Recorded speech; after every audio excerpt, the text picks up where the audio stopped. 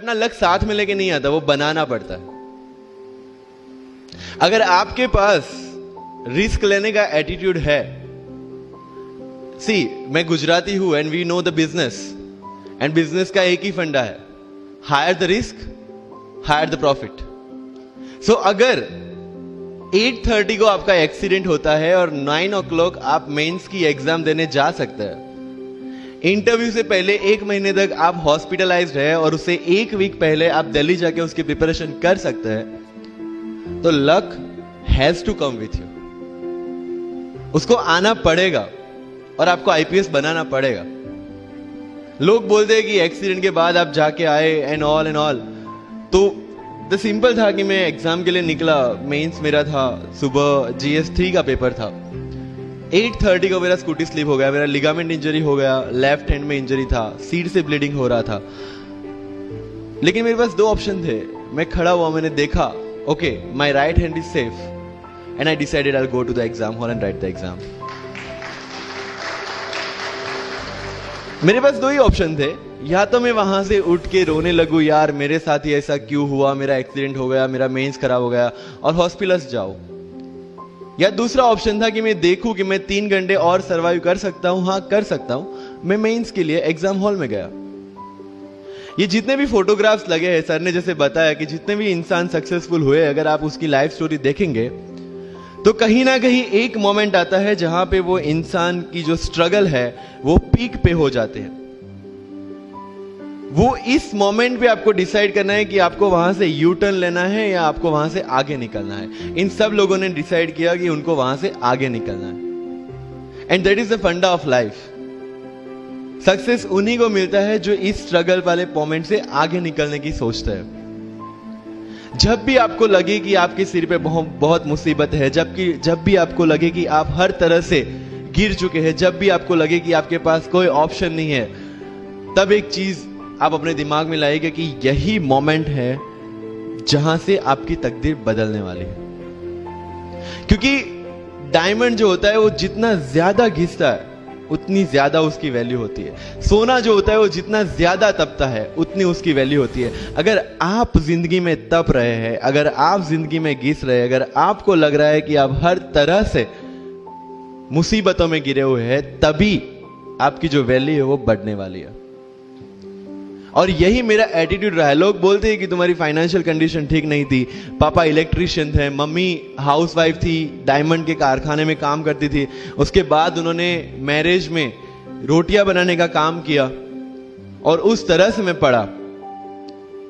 लेकिन जब मुझे पूछा जाता है कि ऐसी कौन सी चीज है आपकी लाइफ में जो आप बदलना चाहते हो, एंड आई सेड नथिंग, क्योंकि अगर वो चीजें नहीं होती मेरी लाइफ में तो शायद आज आपके सामने में नहीं होता।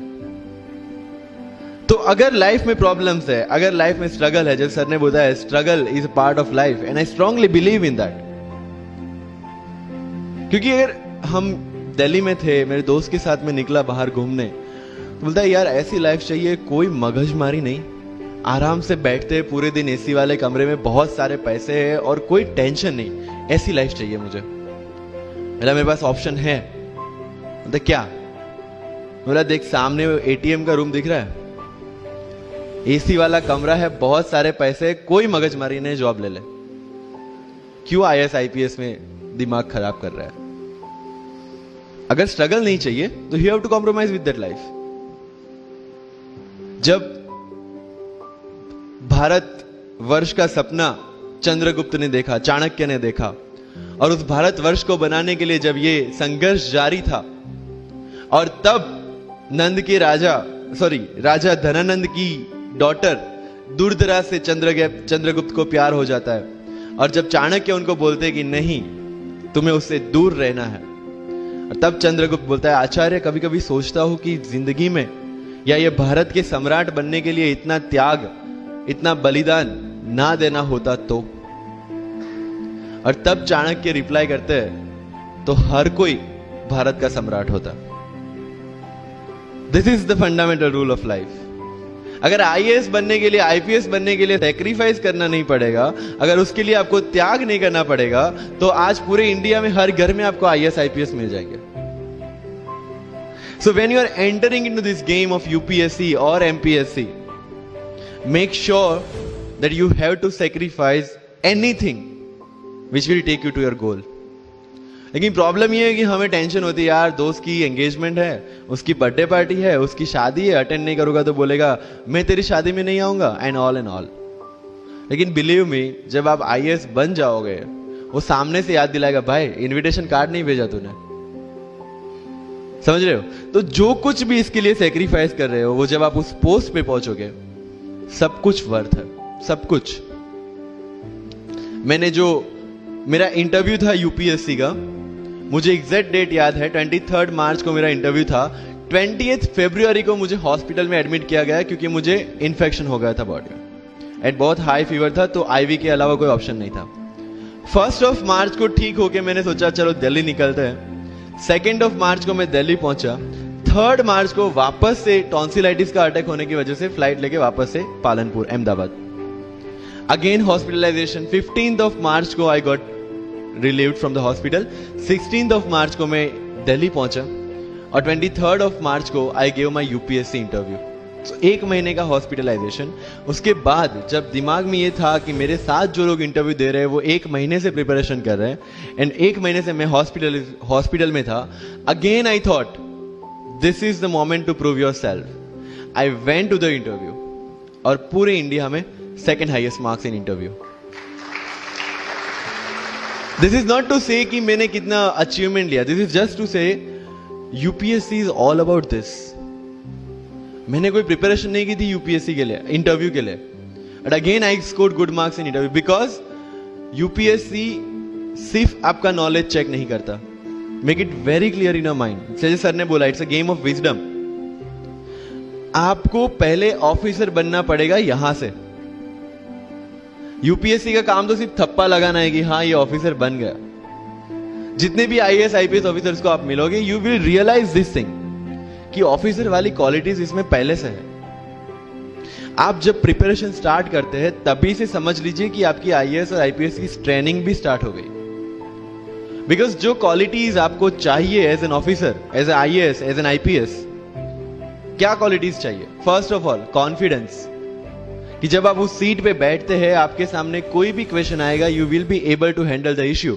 ये कॉन्फिडेंस लेके आपको उस सीट पे बैठना है. यही कॉन्फिडेंस चाहिए when you start the preparation. Decision making, अगर हर एक टॉपिक पे आप हर एक कोई पूछने जाते हैं, भाई इसमें कौन सी बुक पढ़ूं, इसमें क्या पढ़ूं, इसमें क्या करूं, then you are not suitable for this exam. लोग बोलते हैं कि 1 साल में प्रिपरेशन, जैसे मैंने जून 2016 में मैं दिल्ली गया और जून 2017 में मैं अपियर हुआ and I clear UPSC and GPSC. People से कि सर 1 साल की मेहनत में आपने एग्जाम क्लियर कर दिया. यस, टेबल और चेयर पे बैठ के करने वाली मेहनत 1 साल की थी, लेकिन उसके पीछे की मेंटल प्रिपरेशन कितनी पुरानी थी. जब मैं प्राइमरी स्कूल में था तब सोचा था कि आईएएस बनना है, और तब से मेरी जो जर्नी है, तब से मेरा जो टेम्परामेंट है, तब से मेरा जो एटीट्यूड है, वो इसी डायरेक्शन में था. जब कॉलेज में था तब मैंने एनजीओ स्टार्ट किया. 3 एनजीओ से मैं जुड़ा था. जब लोग सोशल मीडिया, व्हाट्सएप और फेसबुक पे बिजी थे, मैं वहां स्लम में जाके बच्चों को पढ़ा रहा था. क्यों? क्योंकि मुझे पता था कि फ्यूचर में यही काम करना है, क्यों ना अभी से उसकी ट्रेनिंग ले लो. So I have invested my each and every moment for this goal. Because जो पर्सनालिटी टेस्ट लास्ट में यूपीएससी लेता है, इंटरव्यू नहीं है वो. We consider it as interrogation. Interview को इंट्रोगेशन लेके चलते हैं, वहां पे पूछताछ होगी. नहीं, अगर यूपीएससी के इंटरव्यू में 10 में से 9 क्वेश्चन के आंसर भी आप सॉरी सर और sorry ma'am, I don't know कह के देते हैं, उसका कोई इंपैक्ट नहीं पड़ता. इंपैक्ट पड़ता है वो 9 क्वेश्चन न आने का प्रेशर आप कैसे हैंडल करते हैं. आपके पसीने छूट जाते हैं या आप वही टेम्परामेंट के साथ इंटरव्यू कंटिन्यू करते हैं. मार्क्स उस चीज के, मार्क्स है आपकी सोच के. एक ऑफिसर के तौर पे जब आपको आईएएस या आईपीएस की सीट पे बिठाया जाएगा, how will you treat the citizens of this nation? What will be your attitude to each and every person who is going to come and meet you? These things are being tested during UPSC interview.